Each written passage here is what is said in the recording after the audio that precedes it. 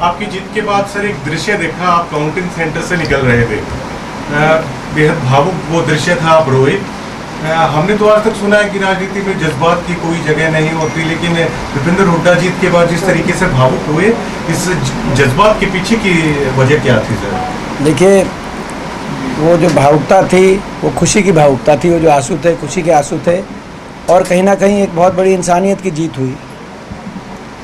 जो पिछले कई वर्षों से जो आपने देखा होगा कि पिछली बार हम चुनाव हारे थे लेकिन हिम्मत नहीं हारे थे, और दिन रात लोगों के बीच में जाकर इंसानियत की प्रदेश को आगे लेके जाने की हमने लड़ाई लड़ी। और इस बात की मुझे इतनी बेहद खुशी है कि रोहतक लोकसभा क्षेत्र से हर वर्ग का मुझे आशीर्वाद मिला। एससी समाज के लगभग 100% बूथों पे लोगों के आशीर्वाद से बढ़त मिली। जो सबसे बड़ा अहीर बहुल्य विधानसभा क्षेत्र है हरियाणा का, कोसली विधानसभा क्षेत्र, जगदीश जी बोरा बैठे हैं, वहाँ से भी इस बार बढ़त मिली। जो सबसे बड़ा पंजाबी बहुल्य विधानसभा क्षेत्र हरियाणा का, रोहतक विधानसभा क्षेत्र, वहाँ से बढ़त मिली। लगभग पहरावर ब्राह्मणवास से लेके कोंदरावली देवर खाना तक लगभग ब्राह्मण बहुल्य जो गांव है रोहतक लोकसभा क्षेत्र में, जो ब्राह्मण समाज के, उन पे हमें बढ़त मिली। जो गुजर समाज के बहुल्य गांव हैं उनमें बढ़त मिली। राजपूत समाज के बहुल्य गांव हैं 19, उसमें 13 में बढ़त मिली। बैकवर्ड समाज में ने हमें आशीर्वाद दिया। हर वर्ग, मैं समझता हूँ कि 36 बिरादरी ने एक आशीर्वाद दिया, और ये मेरे लिए एक बहुत बड़ी, मेरी दिल और आत्मा को छूने वाली बात थी, क्योंकि पिछला चुनाव का जो नतीजा था वो कहीं ना कहीं भाजपा की जो राजनीति कि लोगों को धर्म और जाति पे बांटा जाए, और उसकी राजनीति का प्रभाव भी रोहतक लोकसभा क्षेत्र में मैंने देखा था, जिसकी दिल और आत्मा से मुझे उसकी बहुत बड़ी पीड़ा थी मेरे दिल में। और जब ये चुनाव शुरू हुआ था तो आपको लोगों को याद होगा, तब एक बात मैं हमेशा कहता था कि जीत से बढ़कर जीत ये है कि 9 के 9 विधानसभा क्षेत्रों में हम जीते, लोगों का दिल हम जीते। तो मैं समझता हूँ कि ये जो जीत है, इसीलिए मैं रोहतक लोकसभा क्षेत्र के 36 बिरादरी के हर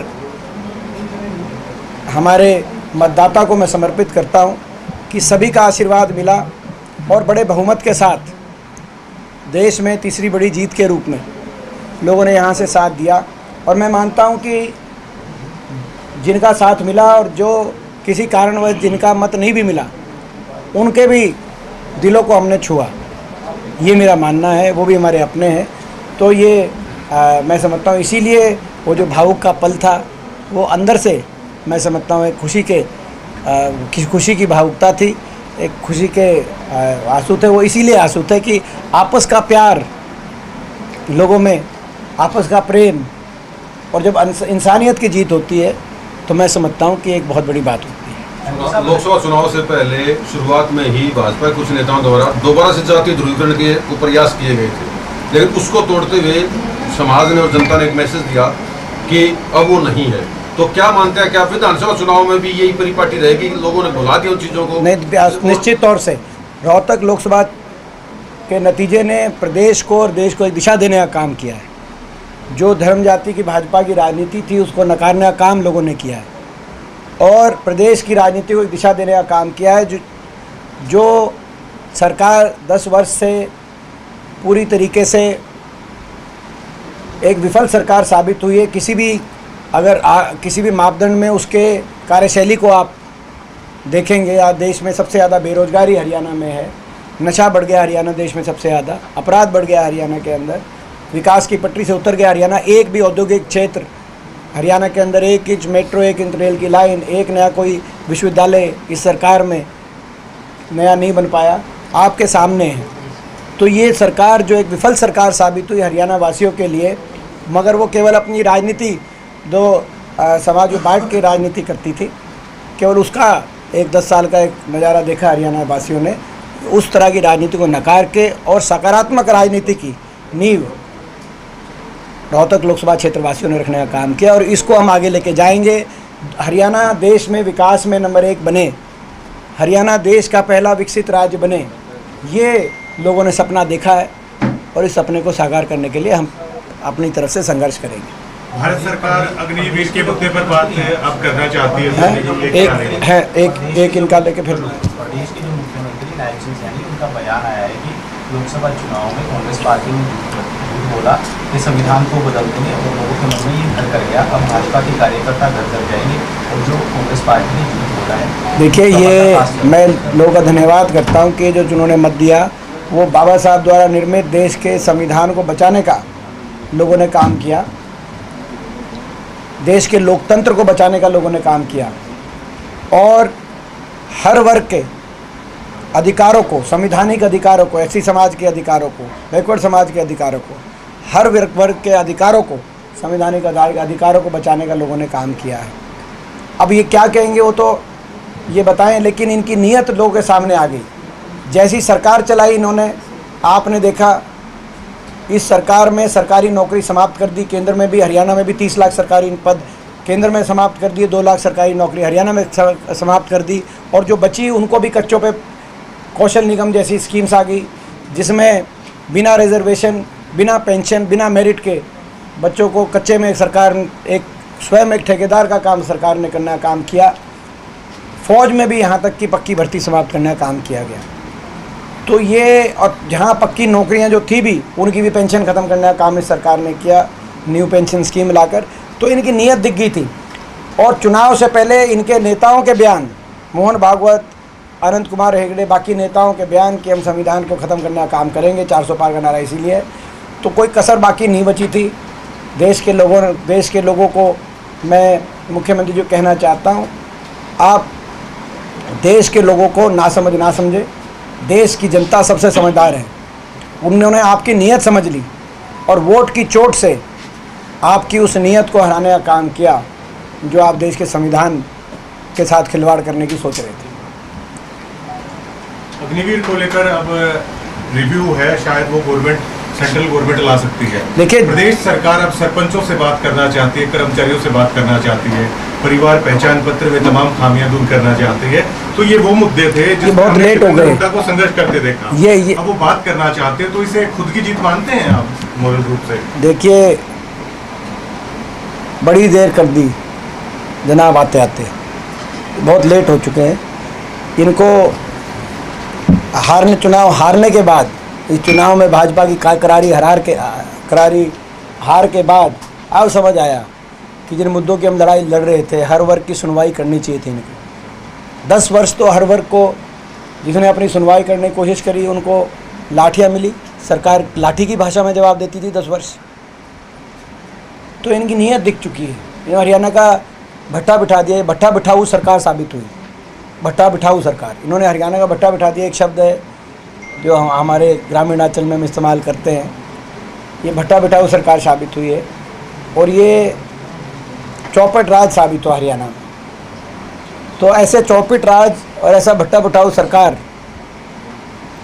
से कोई हमें उम्मीद नहीं है कि 2 महीनों में सरकार क्या करेगी। जनता भी नाउम्मीद है, हरियाणा प्रदेश की जनता को उम्मीद है, तो चौधरी भूपेंद्र सिंह हुड्डा जी के नेतृत्व से कांग्रेस पार्टी से उम्मीद है। बहुत सारे लोग दीपेंद्र हुड्डा को मुख्यमंत्री देखना चाहते हैं, आज भी आपके मन से बार बार इस बात की हुई, लेकिन ये पेचीदा सा मामला लगता है। आप एक सांसद हैं, लोग देखना आपको मुख्यमंत्री के पद पे चाहते हैं। देखिए, तो कई गॉसिप्स चलते हैं सर कि श्वेता हुड्डा जी आएंगे, वो बहुत बेहद पॉपुलर हुई 2-4 दिन में ही। तो फिर उसके बाद कहा जा रहा है बेरी से आएंगे या दीपेंद्र हुड्डा बादली से आएंगे। दीपेंद्र हुड्डा तो ऐसा है, देखो क्या कहेंगे? ऐसा है, मेरा कोई लक्ष्य, कोई पद की प्राप्ति नहीं रहा है कभी भी। आपको पता है, जब मैं विदेश से वापस आया था उस समय एक ही बात अपने मन में, एक ही लक्ष्य को लेकर मैं आया था कि अपने देश के लिए, अपने प्रदेश के लिए, अपने लोगों के लिए मैं कुछ करूं, कुछ अच्छा करूं, कुछ अच्छा कर पाऊं, अपना कुछ योगदान मैं दे पाऊं। और उसी को अपना लक्ष्य मानकर मैंने आज तक अपने जीवन के अंदर संघर्ष किया है। और आज अगर अपने देश और प्रदेश और अपने लोगों के लिए कोई अगर एक महत्वपूर्ण सबसे बात है, वो है कि हरियाणा में परिवर्तन हो, ऐसी भट्टा बिठाऊ सरकार से छुटकारा मिले और उस परिवर्तन के लिए कांग्रेस के कार्यकर्ता के रूप में जो मैं संघर्ष करना पड़ेगा वो मैं करूँगा।